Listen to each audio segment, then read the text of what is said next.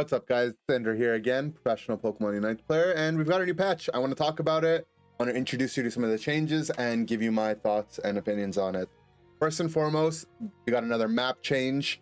Most of you might have seen the Rayquaza change. We'll get to that in a second, but most importantly, something I've been talking about for a while is they've actually moved the location of the berries back. The berries that spawn in each lane spawned really close to the goalpost, and what this made for was it was really easy to steal them. You'd go for a stack, you'd walk about 3 or 4 pixels up, and you'd get a berry. You would almost never be able to die. You were never really punished for existing on the enemy base. There's a problem we had back in the day on the old map as well, where the healing for scoring was way too high.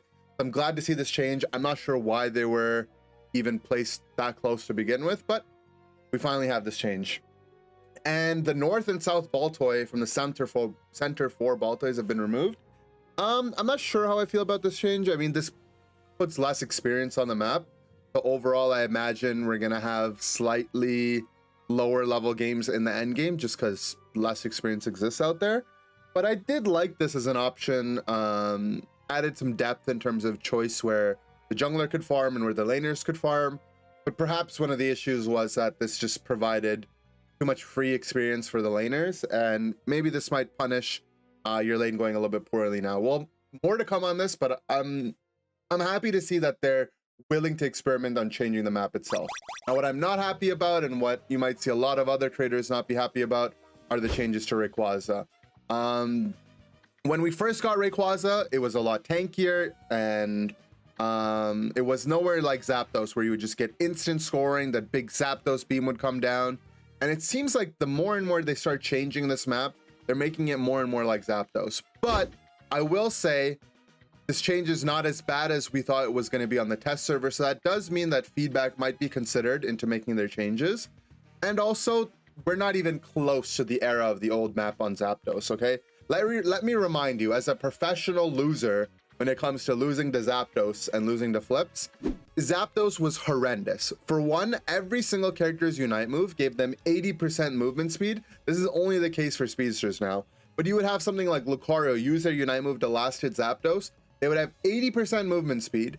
Upon taking Zapdos, the enemy team would get stunned, so they couldn't chase down the Lucario or other Pokemon or the Dragonite. All these Pokemon, Sylveon, they all got massive move speeds. Blastoise, I don't know why I'm just repeating more and more examples.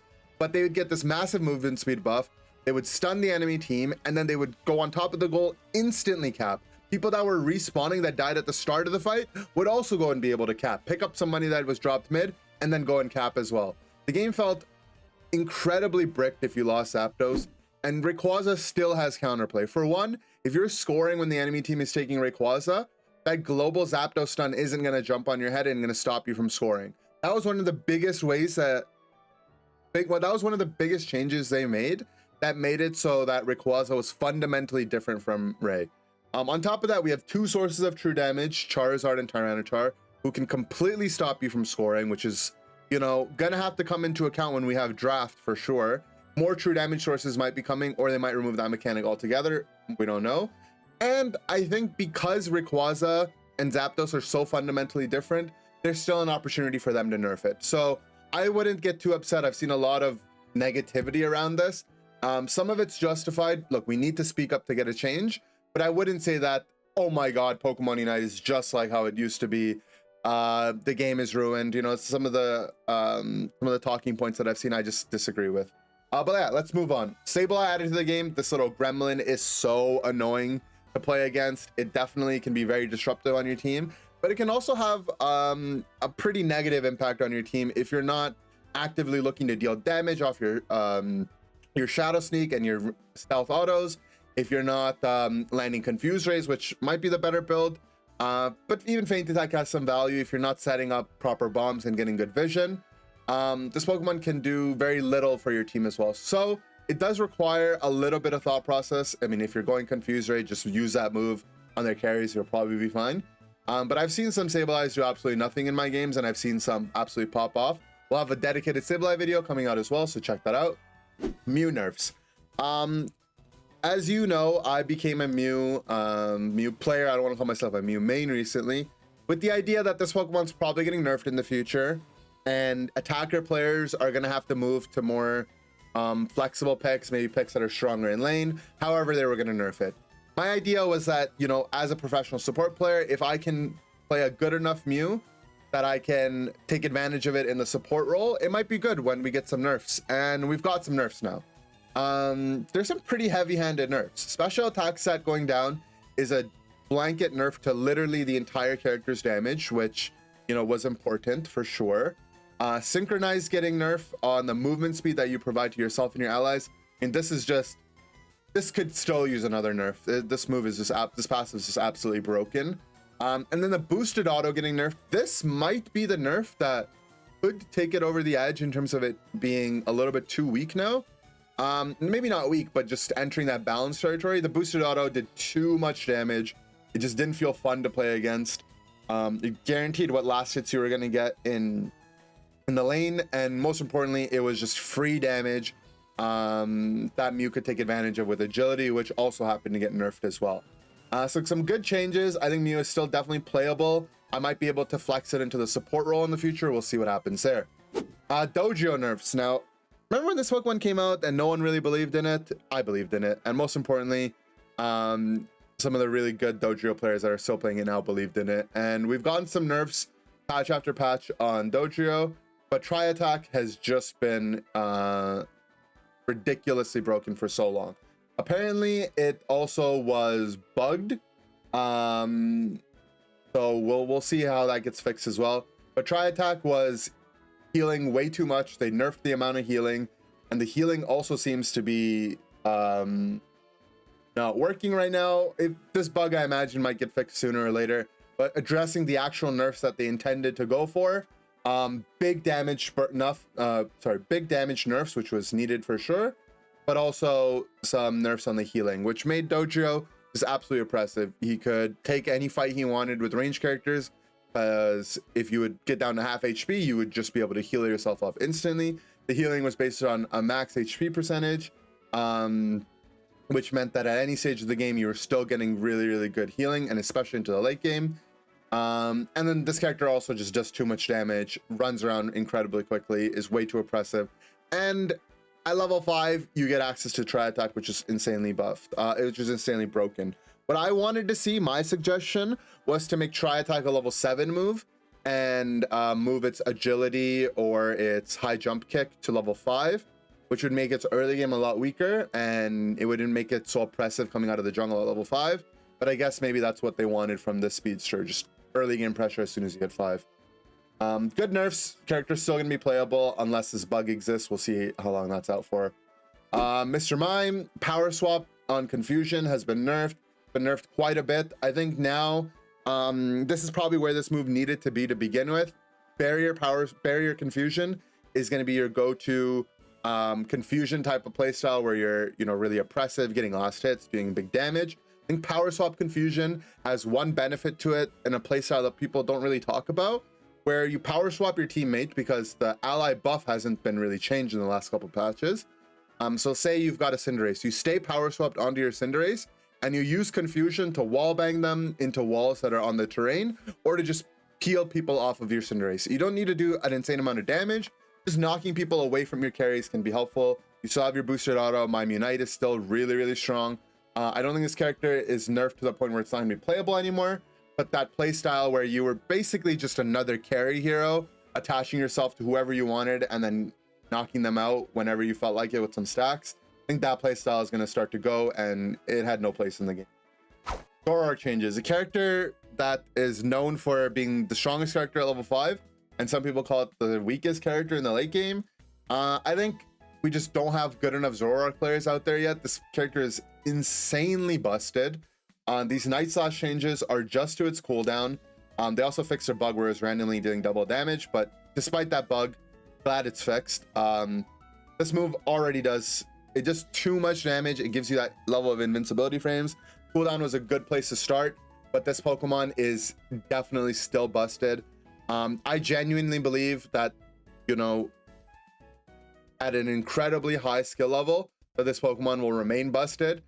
Some of the limiting factors, funny enough, are the Switch hardware making you lag so much that it's not easy to get perfectly timed illusions off. And then on mobile, I imagine it's way harder to play Night Slash to begin with. But I promise you, if we had better circumstances, if the Switch could run at maximum FPS and you could illusion whatever you wanted into the game, having an illusion iframe / cleanse, because illusion can cleanse off a lot of defects off of you, your unite move giving you an unstoppable, and having the complete iframe from Night Slash, this Pokemon would be near impossible to take down in the right hands. And obviously everyone's running full heal on it as well. So good changes. I don't think they're enough. I don't think Feint. I hate when Pokemon Unite does this and other devs do this, where they immediately buff the slightly underused move when one is the obvious default. Like, let's give it some time. Feint Attack did win a tournament, albeit Night Slash wasn't allowed to be played, but Feint Attack was already a decent move. Did we really need to propel it forward for people to play it? Maybe we could have waited a patch. So I don't know, we'll see. Feint Attack definitely pretty strong as well, and does a lot of damage now as well. Gardevoir, a Pokemon that needed the buffs. I think Gardevoir is in a really good spot. Unite DB made a pretty good comment as well that in the Zoroark Dodrio Mime meta, it was hard for Gardevoir to exist. I agree with that. I would also say that most range characters just aren't good or weren't good. We had Mew, which was broken, Glaceon, which was broken, got nerfed, still really good, and then we had Delphox, which is really strong if given the right amount of farm, but had like that drawback of a really weak early game. And Gardevoir was just a worse version of that, where it had a weak early game and the late game payoff was like whatever. But now we've got a much better early game and a significantly or decently improved late game as well. And another trend that we've noticed is the Unite move cooldowns coming down. Gardevoir got a buff on it. Nice to see it. I imagine most Pokemon are now going to live in this average 112 range, but we'll see. Happy to see these guard changes. I think it's really strong now. Definitely pick it up. It's going to be a fun character to play. Mystical Fire Sylveon, you've seen me joke about this move. Notoriously one of the worst movesets in the game. Very strong now. Got some pretty sizable buffs into its overall playstyle. Draining Kiss getting a buff, very huge as well. Get more healing output, more the cooldown's been lowered. I think this move isn't broken, but I think this move is actually playable now, which is cool. Clefable getting some defense buffs, very needed. I don't know why this Pokemon was so squishy out the gate. That's not what we imagine when we see a Clefable, and it didn't really make sense for its playstyle either. So good changes to its defenses. It definitely feels playable.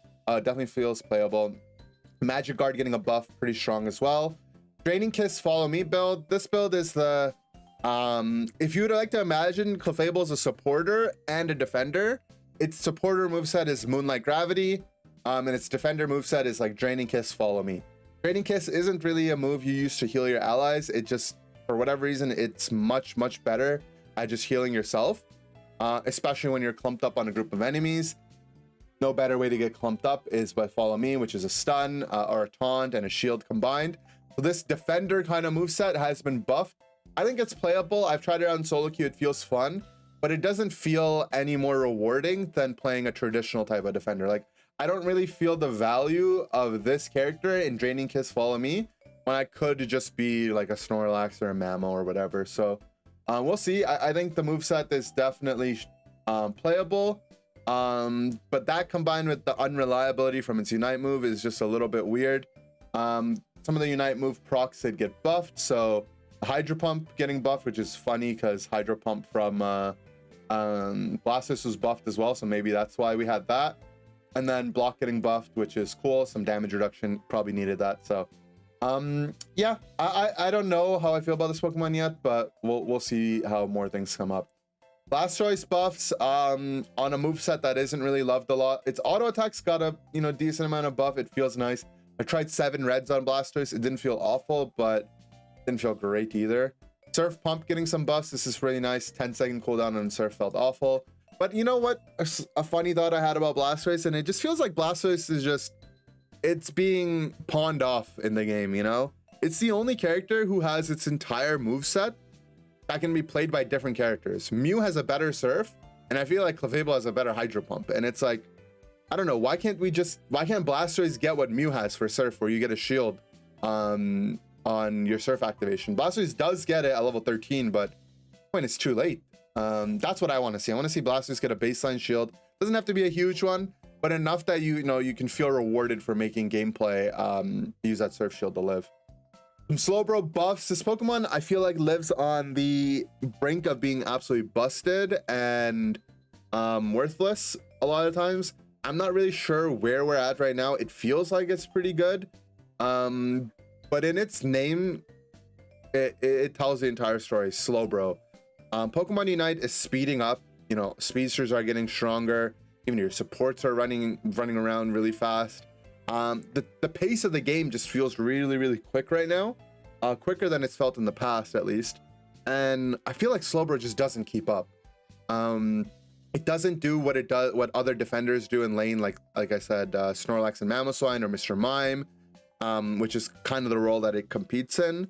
Being unkillable doesn't feel that great when you can't force them to hit you, but it still does have the Slowbro Unite move, which is really strong. So yeah, we'll see how this Pokemon progresses. I want this Pokemon to be good. I'm not sure if I believe in it yet. Telekinesis getting buff after buff after buff. Maybe this move is just going to become busted at one point if the cooldown just keeps coming down. Aegislash nerfs. I saw a lot of people in my stream chat were confused about what the changes to Aegislash were. So we're just going to walk through first how Aegislash works, or how most Pokemon in the game work when it comes to their damage to wild Pokemon. Pokemon have percentage-based damage that they deal based on enemies missing HP. Sometimes it's maximum HP, but a lot of times it's based on their missing HP.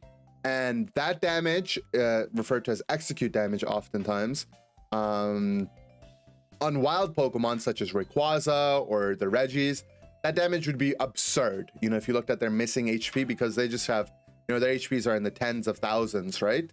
So what Pokemon Unite does was really smart of them. They add a cap to how much damage that is. Now for Aegislash, that cap used to be 1200. For a lot of Pokemon, it's 1200. Now that cap's come down to 1000. For reference, Greninja's boosted auto cap for wild Pokemon is at like 500. So, you know, this was still pretty high. It makes it so that lasting objectives with the Unite is going to be a little bit harder. It means that burning down objectives with your boosted autos after a Sacred Sword might be a little bit harder.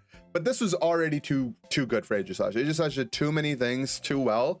So I think it's a nerf in the right direction. I'm not absolutely at all worried about this Pokemon and its competitive or its solo queue prowess. It's still gonna be really good. Same thing with Duraludon.